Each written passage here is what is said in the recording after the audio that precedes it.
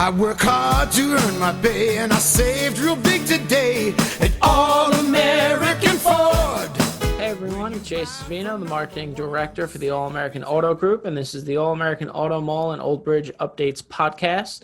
This is episode number 22, and this episode I'm actually going to focus on myself and a little bit about my past. I've had guests on 2 of the past 3 weeks, so I had on episode 19, Kimberly May, our Ford sales manager. And then on the last episode, episode 21, I had Lawrence, one of our Subaru service advisors. And so I'm trying to go through a lot of our staff and start to line up them as guests for the podcast. But a couple of them mentioned that I actually haven't done a full episode dedicated to myself yet. Of course, I've talked a lot about myself throughout, but I'll just kind of run through my history and some interesting parts and how I got into this auto group and the dealership. Obviously, my father owns part of the auto group, and my 2 brothers work here, so it is family owned and operated, as I've probably said 100 times over this podcast, but I'll take you through some of it. All right, so I'll kind of start when I was 16. I had my permit back then, and I was working for my father's dealership on Long Island, Abel Ford of Rockville Center. He wasn't quite an owner yet. He was very high up. I think he might have been the vice president when I started. And he would later go on to buy the dealership.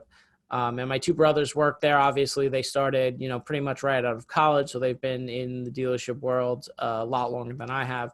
But basically at 16, I worked in the prep department. It was a part of the service center. I would prep and clean the vehicles, get them ready to be delivered when a customer bought them. So I was basically washing cars early on.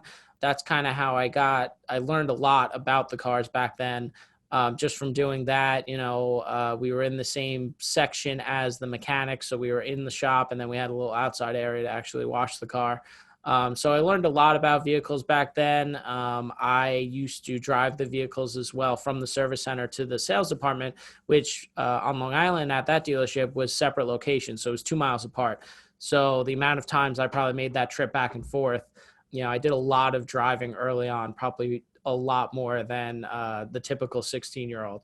So from there, my first car, my father, I remember, brought home a lime green Ford Focus because it was the smallest car they had. And, I used that for my driver's ed test, I remember. So that was really the first car that I practiced on for my driver's ed test, took my driver's ed test in it, obviously passed. And then my first actual car, once I got my license, was a 2008 Ford Explorer Sport Track, this beautiful dark blue color. Still to this day, my favorite vehicle I've ever had. I absolutely loved it. Ford discontinued the Sport Track eventually. I don't think it was that popular of a vehicle for me and for a high schooler. I just thought it was perfect. Loved the way it drove. It was just incredible. My friends and I used to have a lot of fun because we played roller hockey, so we would just throw everything in the back of it. And for anybody, there's probably a lot of people out there that don't even know what an Explorer Sport Track is.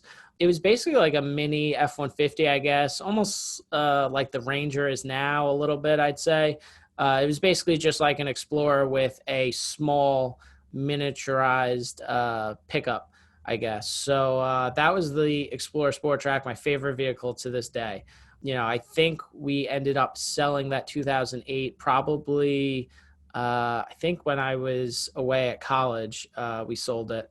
So I only had it for about a year or 2, but loved it. So moving on to college. So I went to the University of Scranton. Anytime I mention that to anybody, they mention the TV show The Office. That had started, I believe, right before I got there, potentially. So obviously that show was very, very popular at the school. All of my friends would watch it like crazy. Still one of my favorite shows to this day, just because it was so involved when you were there at the University of Scranton. The cast would come to the school every once in a while and do like conventions and stuff. It was just really cool. But anyways, anytime I mention that, that's The Office is the first thing that's brought up. So I went to college at the University of Scranton from 2006 to 2010. One of the coolest things I did while I was in college, I got to study abroad in Florence, Italy in the summer of 2009. So that was awesome. Love that. Then I went on to get my Master of Business Administration, so my MBA. for a year after college. I was a graduate assistant for the College of Professional Studies while I was getting my MBA, which I did a lot of charity events as a graduate assistant. I helped organize them, helped run them. So I think early on, that's kind of where I got my love for participating in and running charity events. So University of Scranton was a Jesuit college. So the charity event the main one that we ran was the Blessing of the Books. So basically we collected donated books for children in need in the area. There was a school, if I remember correctly, that had burned down the year before that needed to restock their library. So we ended up collecting almost 5,000 books. That was really rewarding. I remember it was probably one of the better things that I did in college, and I still love that charity event that they do. So that was kind of my college. As that was happening, it was 2008 when my father was offered to buy Oasis Ford and Subaru here in Old Bridge, New Jersey, and sell Abel Ford of Rockville Center. So it was while my last few years of college, he was kind of working on that back here. So that's when he moved, our entire family to Old Bridge. And when we took over Oasis Ford and Subaru in Old Bridge, it was actually called Abel Ford of Old Bridge. That only lasted about a year because then in 2009, the financial crisis happened. My father ended up teaming up with the Selman brothers, who had owned All American Ford in Paramus and All American Ford in Hackensack. So that's how the All American Auto Group got created. I'm definitely going to do a full episode of the history of our auto group and dig deeper into some of those aspects, but just kind of wanted to, throw in what was going on from a dealership standpoint with my history. So that all happened while I was at college and getting out of college. So then I'm done with college. I have my MBA. I start looking for marketing positions in the city.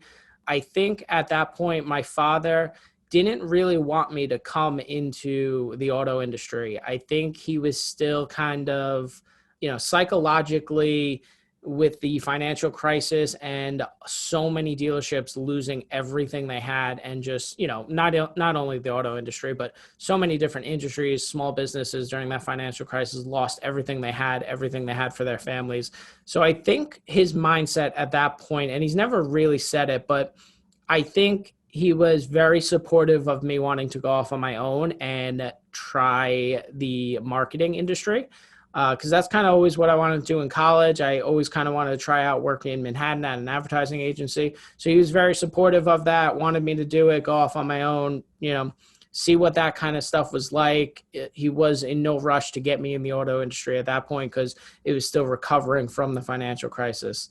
So basically, I start looking for a job in the city.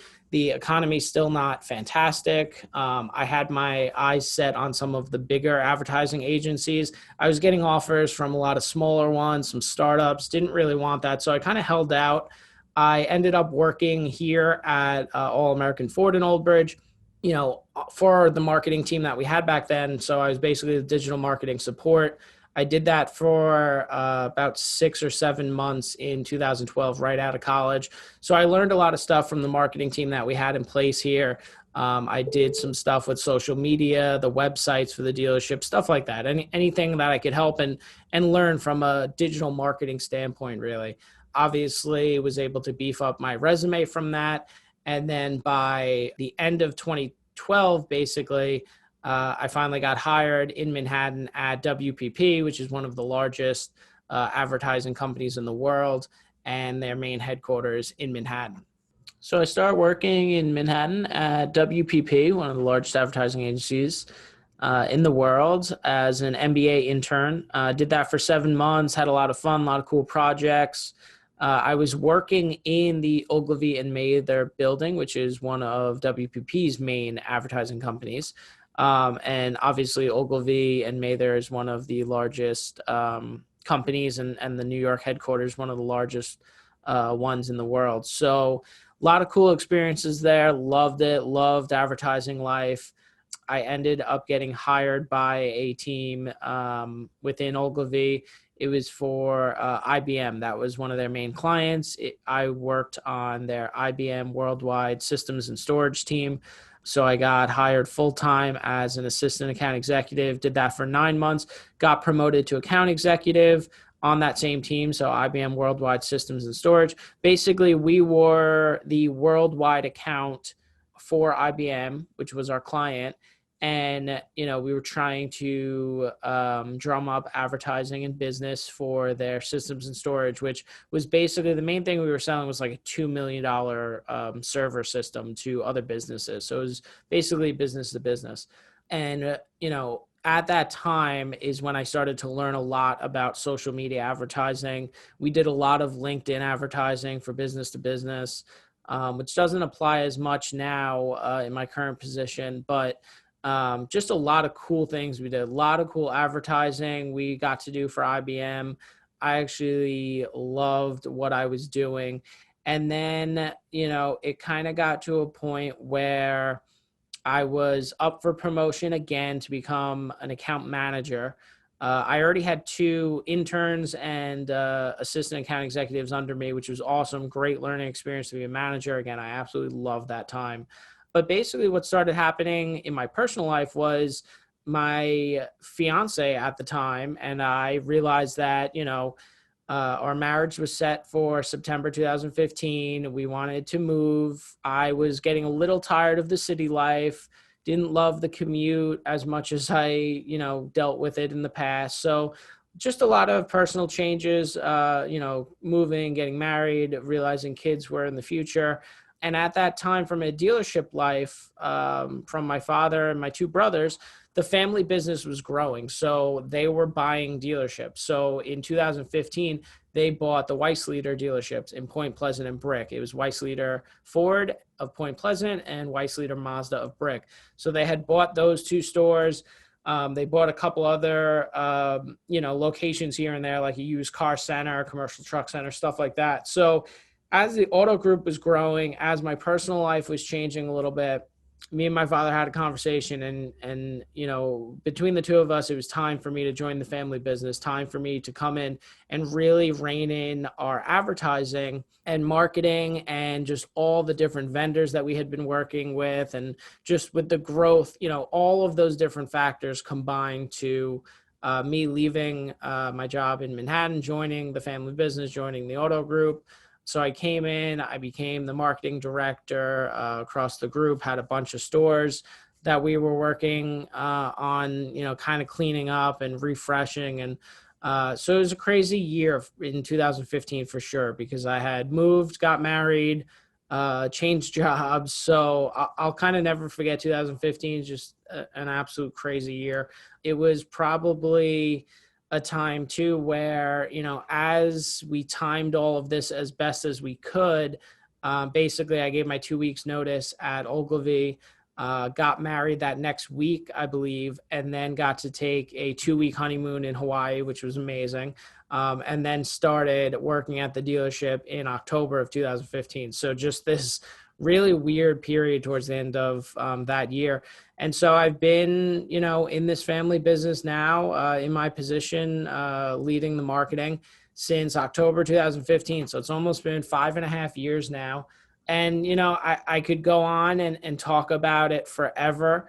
The differences between working in advertising, working in Manhattan, working in, the corporate structure that it was, and working for a family business, and something that, obviously the ownership stake and, the just caring about it a little bit more, in the sense that, this is ours, this is our families, this is people that work for us and they have families. And it's just such a different feel, small business versus the larger corporate sized ones. So just a lot of differences. Took a lot of learning for me, because it was just completely new atmosphere, new type of work, new type of marketing and advertising, from big B2B worldwide type stuff, down to a localized level.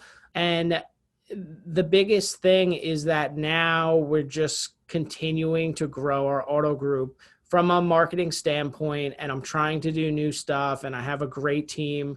We started this podcast, just doing new things on social media, new events, and the charity stuff that I talked about, where I love getting involved with the local community. You know, we're here. I feel part of the local community. I feel like we need to help other small businesses. So I've really focused on partnerships and ways that, you know, we could help a business and they could help us. So I'm really proud of some of the things that we've done here in the community, and you know, all of our connections with Jar of Hope now, and with the pet agencies that we've gotten, or adoption agencies that we've gotten very close to over the years because of All American Subaru. There's just a lot of cool stuff that I'm pretty proud of. And then, you know, last year, I was recognized just for that amount of work that we do in the community, being voted on as a board of trustee for the Chamber of Commerce, serving Old Bridge, Sayreville, and South Amboy. So that was a great honor. And I'm trying to continue to build on that in 2021 and kind of move forward and do the best we can. Obviously, 2020 had its challenges with COVID, so that, you know, threw a wrench in some of our goals and some of the things that we had looked forward to. But that's kind of how we got here. So that's a little bit about me, my history, how I got here, why I got here. Not going anywhere anytime soon, you know, God willing. Hopefully there's nothing crazy in the future that throws anything off track like we've had in 2020. But you know, I'll talk more about the Auto Group history in a separate episode.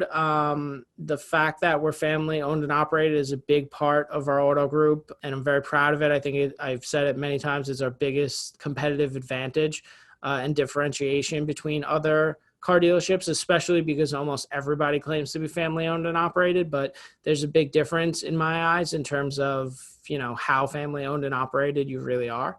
So I'll talk about that a lot more in a separate episode. You know, I'll go through our history as an auto group in a separate episode, because it's a pretty crazy history in terms of all the things that has happened since we've come to New Jersey and created this All-American Auto Group with the Selman family, who is our business partners, of course. So that's the episode. I hope you enjoyed it. As always, if you have any questions or comments, feedback, I love all that, on social media and/or email me. And we'll keep going with guests in the next couple episodes, and look forward to some cool things coming up in 2021. Well, everyone can afford an All-American.